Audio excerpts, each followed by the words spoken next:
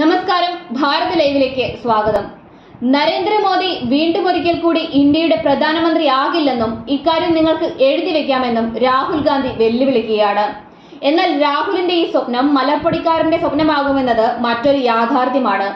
ഉത്തർപ്രദേശിലെ കനൌജിൽ സമാജ്വാദി പ്രസിഡന്റ് അഖിലേഷ് യാദവിന്റെ തെരഞ്ഞെടുപ്പ് പ്രചരണത്തിൽ പങ്കെടുത്ത് സംസാരിക്കുമ്പോഴായിരുന്നു രാഹുൽ ഗാന്ധി ഇതേക്കുറിച്ച് പറഞ്ഞത്.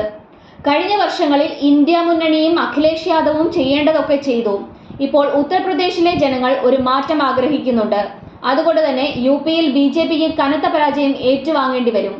നിങ്ങൾ എഴുതി വച്ചോളൂ, നരേന്ദ്രമോദി പ്രധാനമന്ത്രിയാകില്ല, രാഹുൽ ഗാന്ധി പറഞ്ഞു. മോദി അയ്യോ രക്ഷിക്കണേ എന്ന് നിലവിളിക്കുകയാണെന്നും രാഹുൽ ഗാന്ധി പറയുകയുണ്ടായി.